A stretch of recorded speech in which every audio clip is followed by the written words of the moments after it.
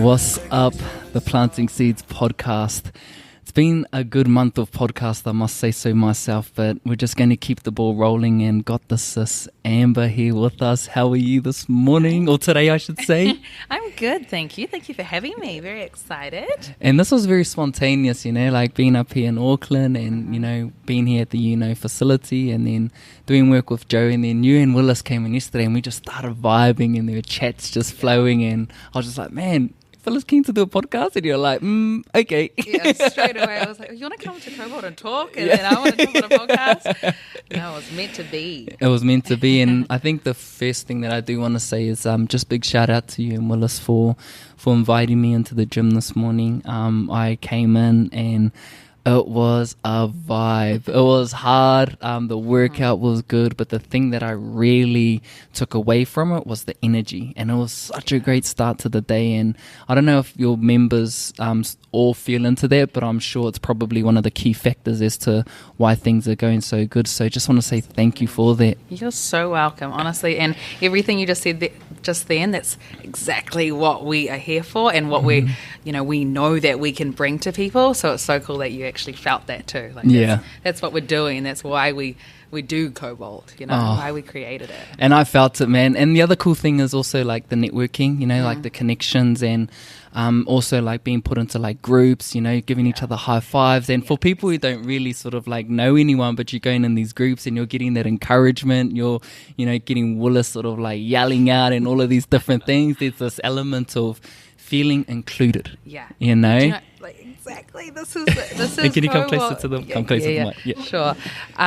No, this is crazy because that is exactly what we do. And even one thing people don't know unless they come to Cobalt that we do is that we, every time a new person comes to the gym, we give them a big kiss, big cuddle, welcome them in like that. And so many people that have now become members or have come and gone have said that's the one thing that they've remembered the most, is as soon as they came in they felt welcomed, and we're all about that. And also you just touched on that just then, is that sense of belonging. That's a big also thing that we always think about, and why we wanted to start it is we go to school, we're part of these teams, we're part of clubs, and then as soon as we leave school, what do we have? Unless we're going to be playing some professional sport, we don't really have that kind of team environment anymore. Right. You go to the gym and stuff, but you don't really feel like you're part of something. And it's that we as just humans just yearn for that. So it's really cool to be able to, that's kind of why we called it the Cobalt Club, because we want to make it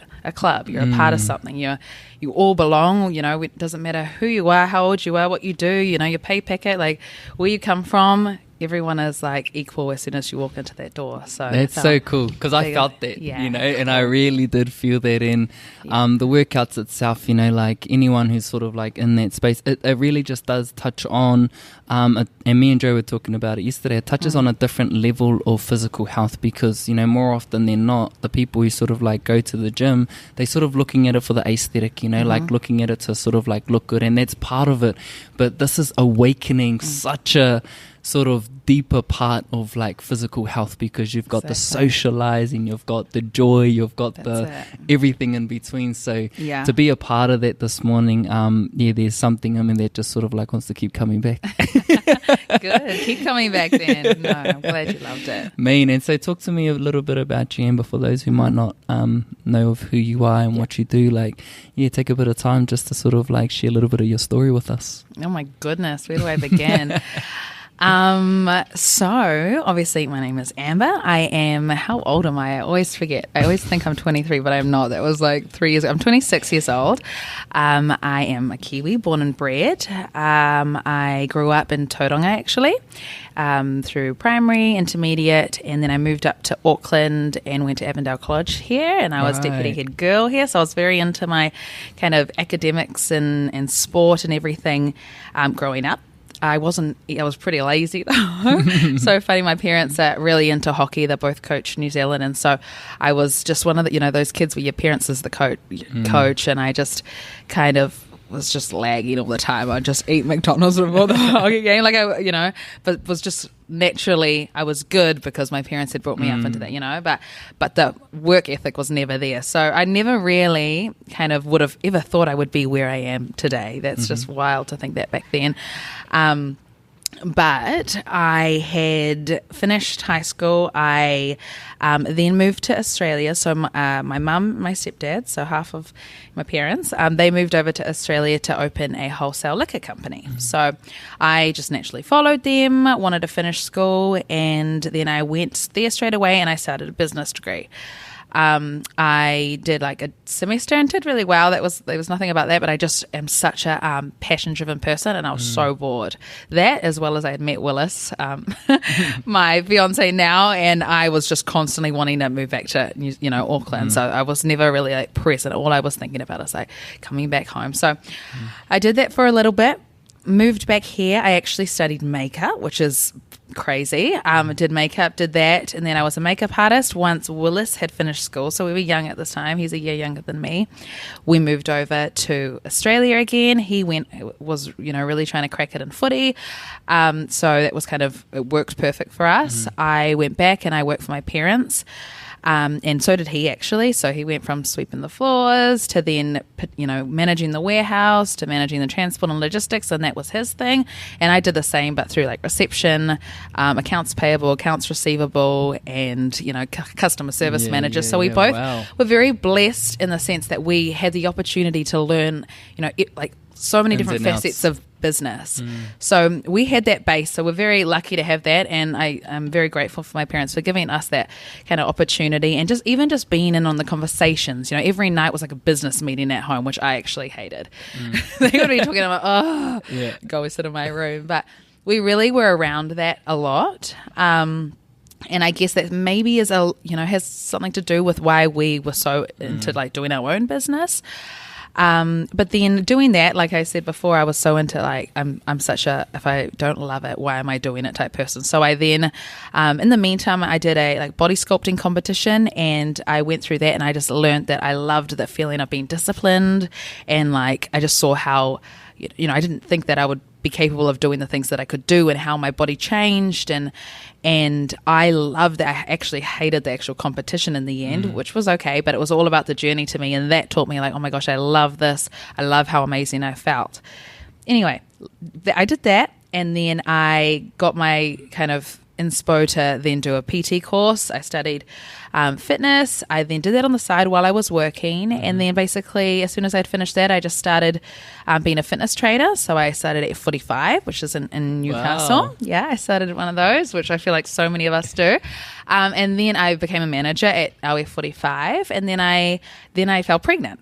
So I'm trying to tell you my whole life story in like 5 minutes. Fell pregnant, which is amazing. It was actually it was a decision we actually chose to for that to happen at such a young age. We were just ready. So had Rome, my beautiful boy, who's now almost 3. Buzzing. Yeah, it's just flowing by. And then basically through that, I was PTing out of our garage. So in the meantime, I kind of worked with this guy over there who taught me a lot about training as well, he's really like had a big part of me being a trainer now, but we both ran like a PT challenge. So it was like a 6-week challenge, but we were PTing them rather than in a class. Yep. And so that was like, I was kind of running everything for him. And I was seeing like, man, this is so like I was, being a big part of the nutrition part and coaching them, and I was running it all. So I was learning about like, this is like where it's at, turning like a good business model really. So I did that. I'm almost there.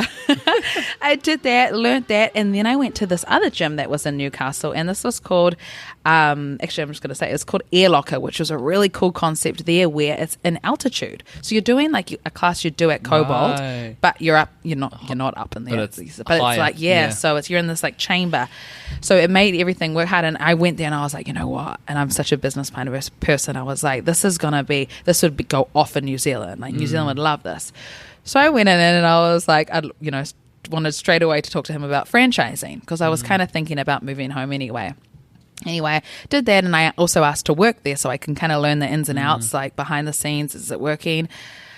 Blah, blah, blah. Started working there, and then we actually went right until the end of, discussions, negotiations, where I was like, you know what, nah. like I can do this myself. So it was that I had to go through that whole process to one, like realize like actually when you're in a franchise, it's not you. And I was ready to like bring the people for us. Like we had something different, not just be, someone else's brand. And so it really solidified that for me, like, you know what, no way. Like we could get the same amount of members and it's ours, the money, all of the money's ours. We don't have to pay royalties. We don't have to have all these extra things. And it's us that we had so much more to offer in that way. So that was really how Cobalt was, created and how we got to where we are today, really. And then it all just happened really fast from that deciding factor. It's been happening factor. like really quick, but I can understand sort of like why and how. Yeah. You've been so infatuated like with just health and fitness because of your own journey. Like obviously there's that story of your upbringing being involved in around sport, and that was just such a big component of your upbringing, but you weren't necessarily in it handy. But it wasn't until you sort of like started to come into it in your own time and doing something that actually felt way more natural to you. So that feeling state of just feeling so healthy, what a feeling that is, bro? Like honestly, knowing when you're like mentally there, you're sort of like in tune with yourself, but your body is a representation of that. It's like the vessel.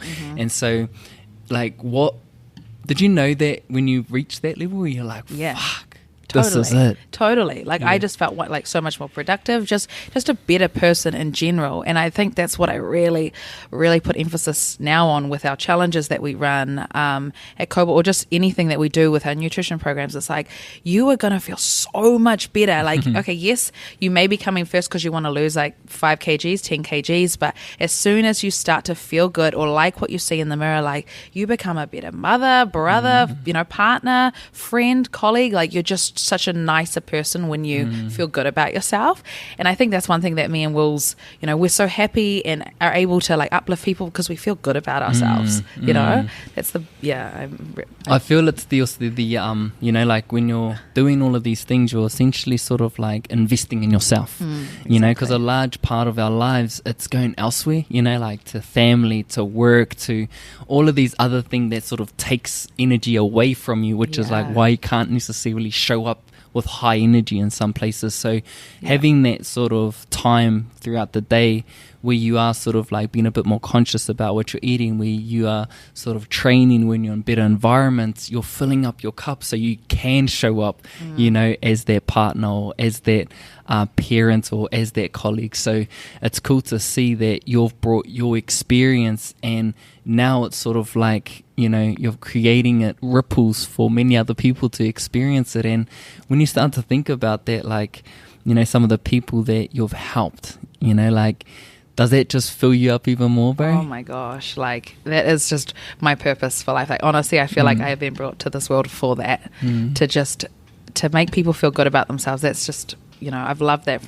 since I was a little girl. I think that's where I started makeup because I loved when a girl would look in the mirror and love what they saw. Like I love the confidence that gave them, and very similar with just me, how I am as a person. I love complimenting people because I just like instantly they feel, good about themselves and they, are a different person. You can just see this light shine. And same with when you feel good about yourself, when you're training or the self-pride. When you were saying that before, all I was thinking about is like, when you feel like you're accomplishing things and you're sticking to something, you're actually proving yourself wrong a lot of the time. 100. It's like, people just start getting just really proud of themselves. And then that is really just starts that kind of self-love thing that everything else ripples off. So, yeah, I love it. I like live for it, honestly. I love how that's your purpose as well. And in order to know what feeling good is, there must be experience of knowing what bad is. Yeah. And so what's that for you? Yeah, I think, honestly, I have thought about this heaps. I haven't had anything dramatically bad happen, but I've just felt like, and I'm also such a happy person. So and my friends have told me this a lot, I always try to be happy and think that I need to be happy all the time and dull down my own emotions. Like sometimes there's been times I've been through a really, really ugly, bad relationship before Will's, and that really stuffed me up actually a lot because my parents had moved to Australia. I was in high school, I haven't told you this part, and I was flatting while I was in high school because I didn't want to move to Australia. So I was living kind of by myself. My partner was abusive and I had to deal with kind of been alone and who do I talk to? I'm lucky I had a beautiful best friend that helped me through it, but I was always thinking like I have to be happy all the time, I've never, and to this day I cover it up all the time by just being like, it's okay, I got to be positive, but sometimes like you don't actually have to be positive, to be, I don't know, but I have definitely had some kind of dark emotional times that have made me very grateful for what I've got now, because I've got the polar opposite of that, but I've been through some things. Through it, eh? And there's also sort of there might be a way, well, this was mentioned to me one time when I was just like Mr. Positive, I was just that person, and someone brought it to me. It wasn't like directed at me, but it was like a conversation, and it's around toxic positivity, where we just try and continue to be positive even when things aren't necessarily going so well, because it's sort of we're sort of portraying something, but it's sort of like not acknowledging that there's something else. And I feel part of being a human is just like having those days where it's like, I actually feel shitty today. Yeah. And it's okay. It's tiring, just trying to like be that on all the time, even though we want to be there. But I think the cool thing about it is trying to sort of like have space to just be like, just to feel into that as well, because being positive is great, but negativity and going through shitty things, as we know in hindsight, it's like, oh, actually that's why we can appreciate these kinds of things, Totally. And it honestly sounds like me too a lot of the time, and I'm learning that as well, like especially now that Cobalt has grown so fast, and I deal with a lot of stress in the past 2 years, only been open 2 years, but I've definitely had really hard times that I like cry every day, and I've got so many amazing things happening around me, and it's that same thing, like, why are you crying? Like, you're ungrateful. Stop being, stupid. So I have that, and it's like, actually, I'm just stressed. I need to breathe, but I do get I get overwhelmed often, and I think also because I'm very alone in this. We don't have.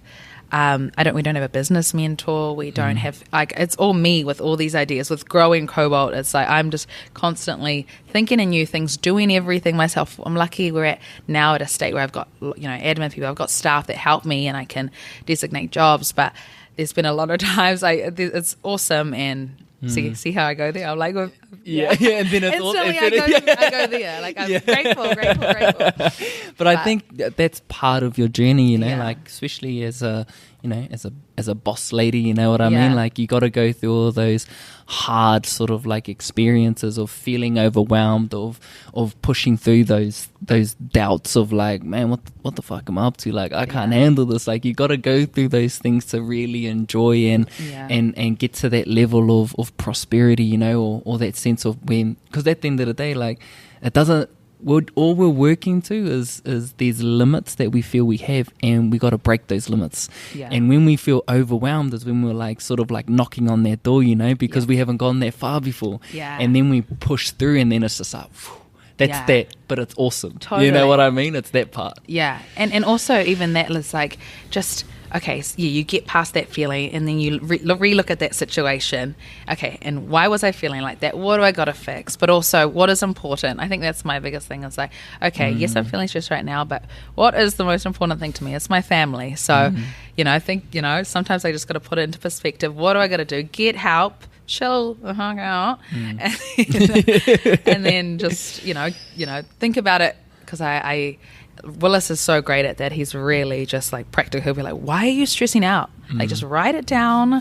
Like, I'll help you, but I just take it in all of myself. And I think when you don't write things down too, when you don't express it, like, there's so much in your head, and I think that's me. I wear so many different hats. Like, there's so much going on that overwhelms me. I just need to like put it down on paper and really think about, actually, you don't have that much on, but it's just I've got so many things in my head going on. And I think what you sort of said is important too, like, what is most important. And as soon as I became a father, as I mentioned to you and Willis yesterday, is that all the things that I thought mattered don't really matter as much, but the things that do matter have like so much more significance, what I mean? Like, so I can definitely understand that. And even for myself is, there's this awareness that I have around improving the quality, of my life and my family's.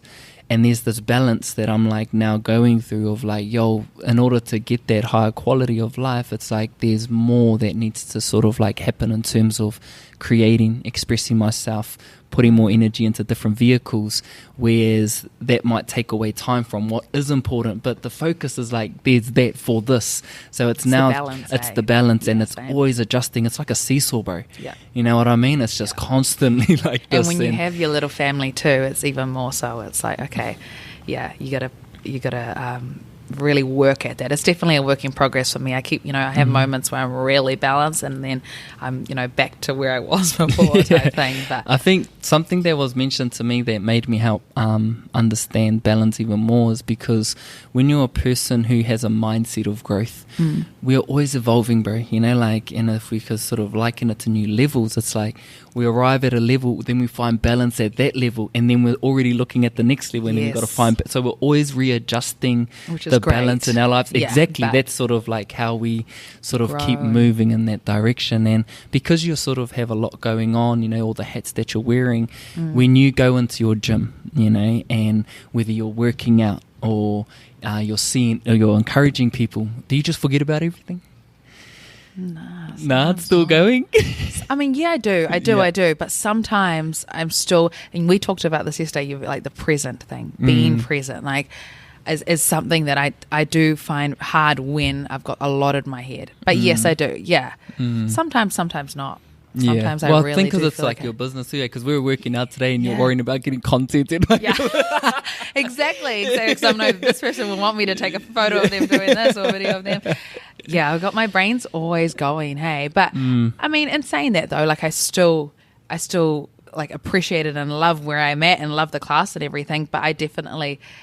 I need to work more on sort of being in that space. I'll say that straight. And if there's sort of one thing that helps you with being present, if you were to nail one thing that you feel has helped in the past or could sort of help you sort of moving forward, where do you think you'd have to put more attention and energy to make you more present, or to support you with being more present? I think is having designated times to put your computer down. That's a big thing. So we did our goals at the start of this year. And the one thing was like, okay, phones off, like computer off at 6 p.m., which is still pretty late. But that is my time. Even I think maybe I put 5 p.m.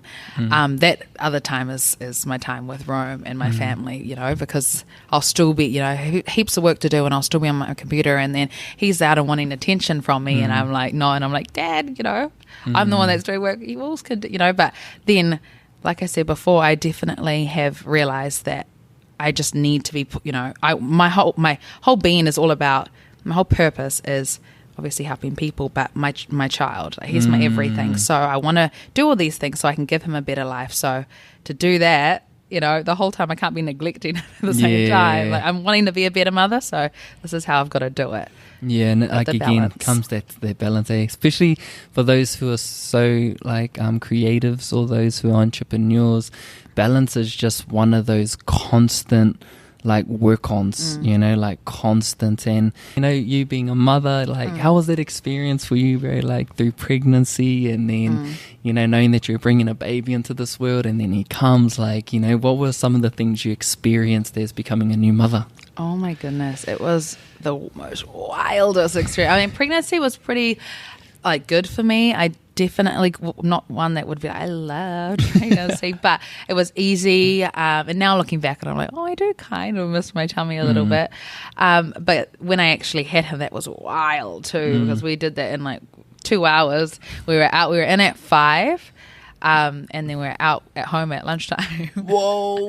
No drugs. It was so extreme because when the labor's like that fast and intense, it's just, obviously so intense, and the pain is just like neck level. But it wasn't, it was a lot different. I didn't feel like I'd been like hit by a bus because it was fast. It wasn't like I had endured that for like a day or 2 to 3 days, and some people do. But anyway, he came into this world like guns blazing, and he's still the same child too. And then I guess stepping into being a mother, I definitely found at the start, went through the baby blues, my emotional roller coaster, and I guess because I'm such a I'm so aware of myself, and I have what's the word? I'm so in tune with myself, driven, and I think it definitely made it hard. I'm trying to word this right, but it definitely was a struggle because my identity had changed. Everything changes. So me learning that again, and also it took me a while. Even also the body changes too, because obviously that was, what I did every day was fitness. I lived and breathed it. And then all of a sudden I'm huge and I've got these stretch marks and things like that was definitely hard for me and hard for a lot of women. And it probably took me maybe at least a year and a half to kind of get through that. And still I have my moments too, but definitely that had those things. But oh my gosh, like I told you the other day, every day you just fall more and more in love with your child.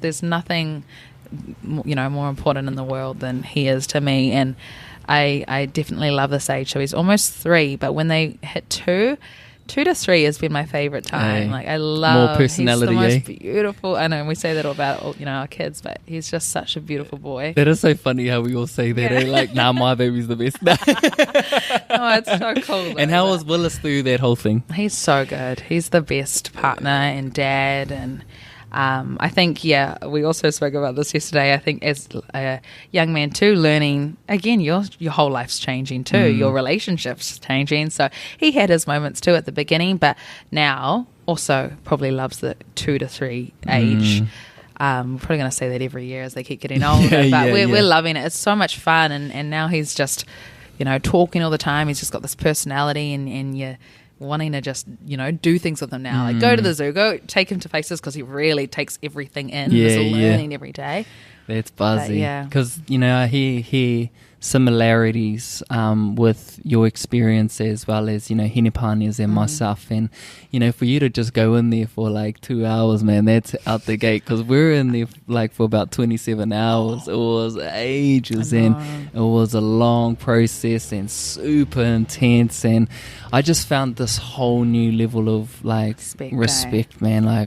The amount of, and the way that I started to see it is one, there's the sacrifice, not just of, the sacrifice in your body changing, the sacrifice in what you have to give up, even in just holding, trying to keep baby healthy throughout that period. And then obviously baby relies on you so much. So there's all of these other layers to where that respect comes from. And, I couldn't even imagine, the amount of challenges that come with your body changing, then now building a connection with it, and now the baby's out and now relearning how to use your body again, or building a relationship with your body.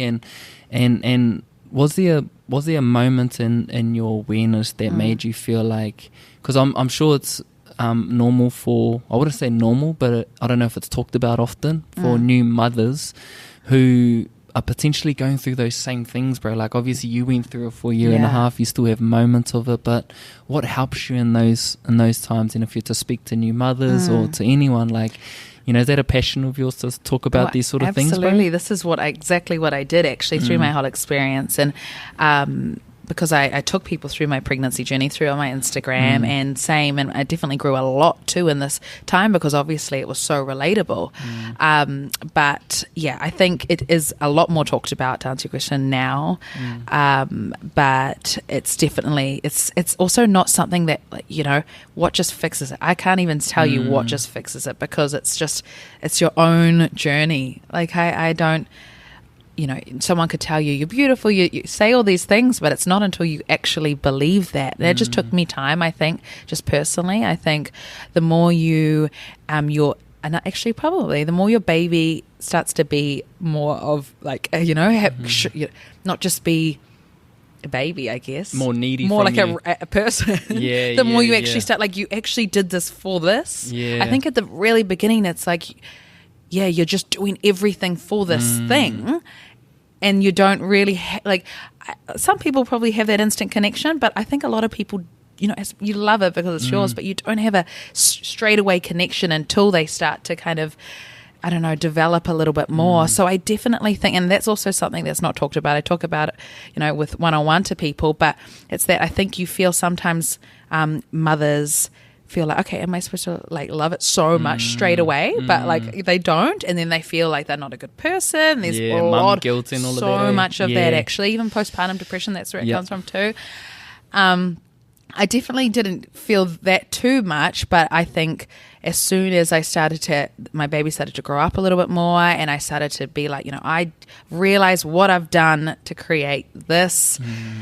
Time just, is amazing. We talk about it. We talk about it a lot, and even before, while we were pregnant, there was a thing that, there are some people out there, and they're in a space where they're like, immediately feel connected, and I love you so much, which is amazing, which is amazing. And we were in a space like, we weren't there yet, but we're saying you're going to be loved, so we're sort of like having using different language around them. But now that he's here, he's just sort of it was just like instant, and he's the man. As I was saying yesterday, my boy's at the stage of like looking at something. So if it was this mic, and he's like looking at his hand, and he's like starting to connect, like how his hands can like grab stuff now. So he's like, how old is he? 6 months. 6 months. Is he giggling? I can't even remember what age they are. I love it when they first laugh. And his like other chin is like moving with him.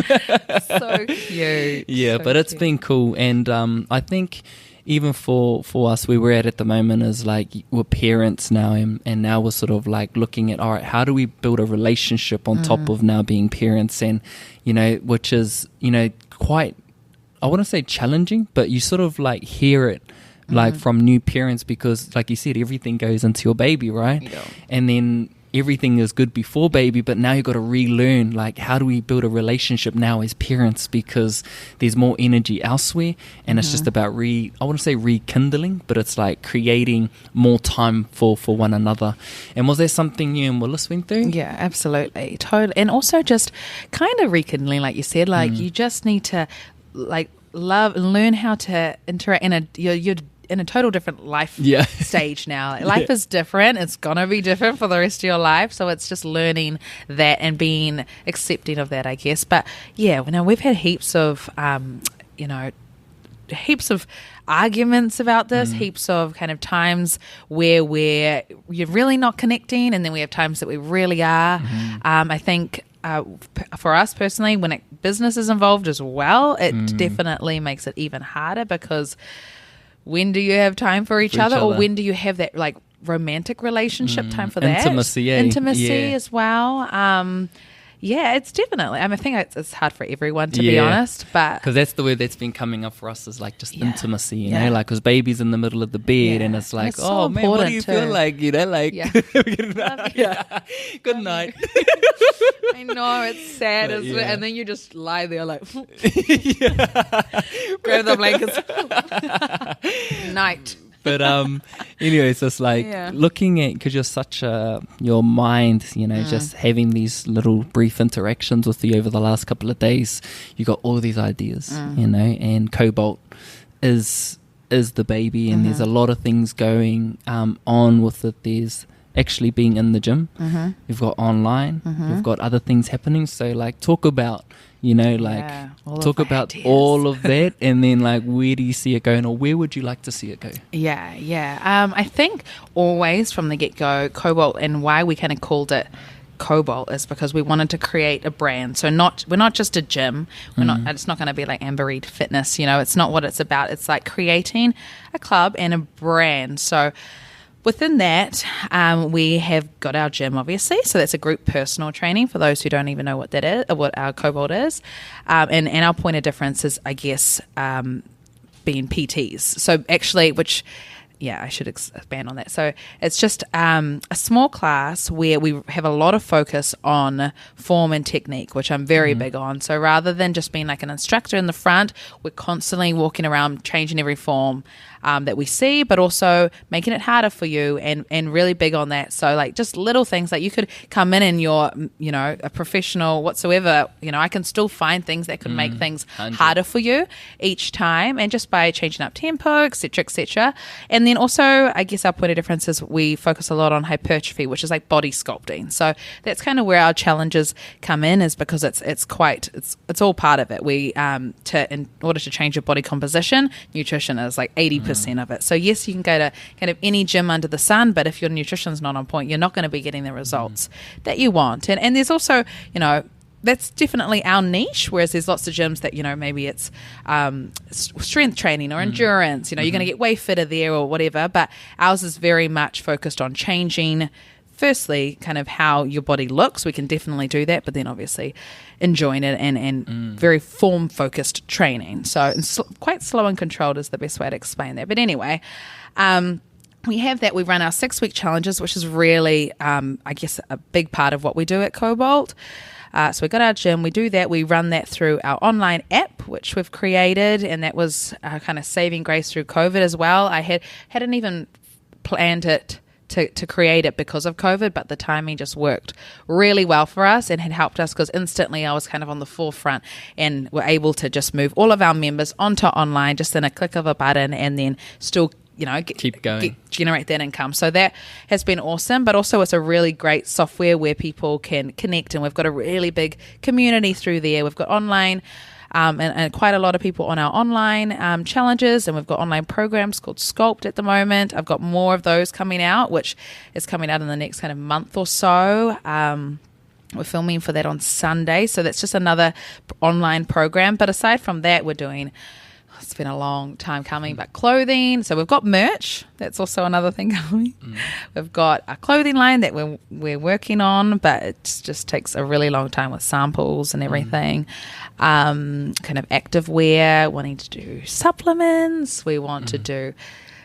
I don't know if I want to say this other one. Don't say it. I'll keep this other one. Yeah. I want to do something really cool. Keep something mysterious. Which I'm gonna keep in. Yeah.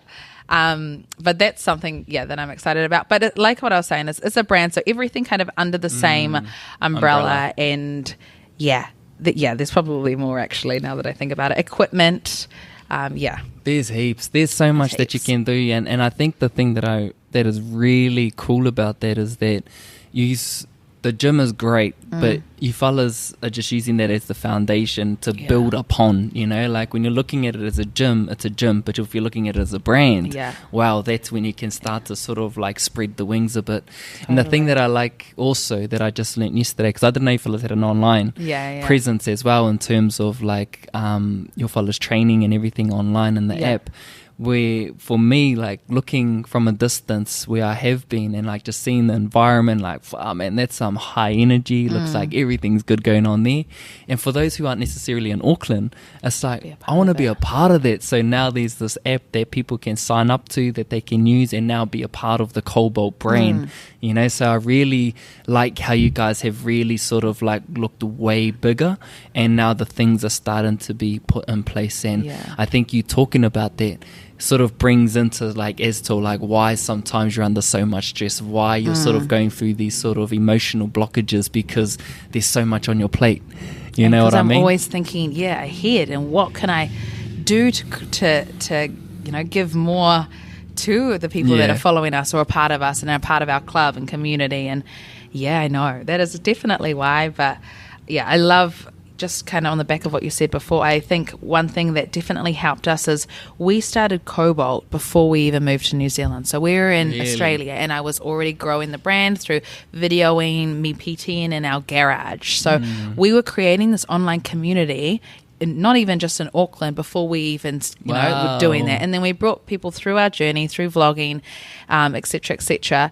Then we ran online challenges just through Facebook as well. And then it was kind of, we did maybe like 2 or 3 through Facebook. And then that was where we were just like, okay, we just need to up our game now. Then we'll do an app. And then, like you said, where people are able to come and connect. And really, I think also another thing is like what we do is like, it's not rocket science, but it is science based, but so many people do it. That's what I'm trying to say. So many people do it, but what our difference is we make it understandable for our people. There's nothing as it's not technical. It's not, we can break it down, and just our kind of terminology and like the way we explain things is, everything that we do, other people do it, and lots of people do it in Australia, in America, everywhere.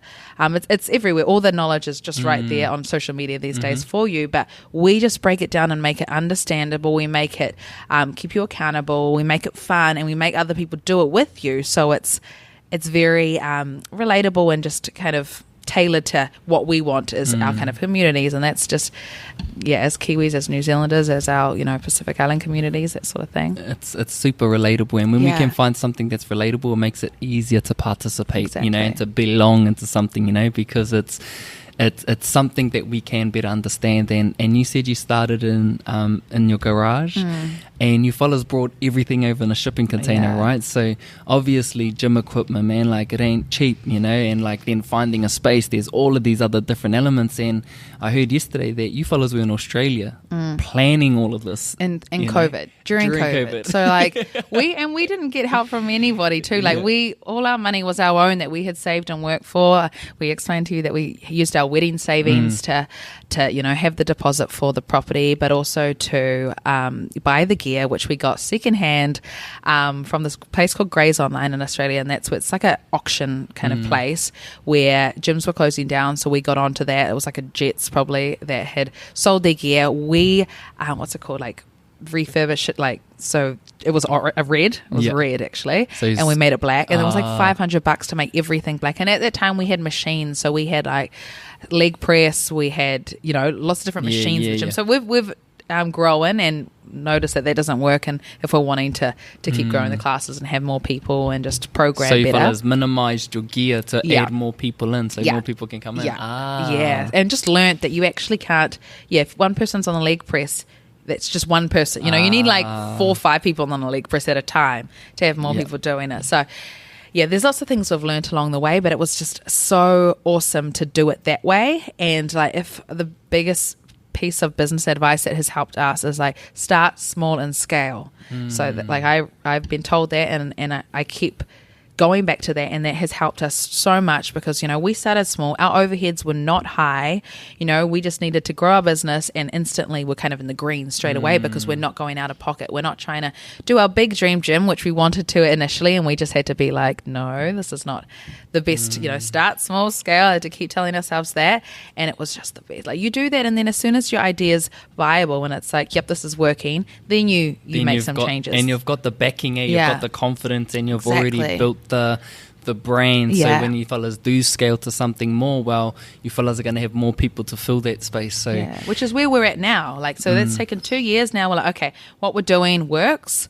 We have members, we have a base now. Like, now, okay, let's get a bigger space. So that's what we're thinking about at the moment. It's another thing. Just add that one to the mix that I'm working on. You're definitely sort of like out here doing it, Ems. And I think it just comes down to sort of like, again, your story, all the things that you've gone through.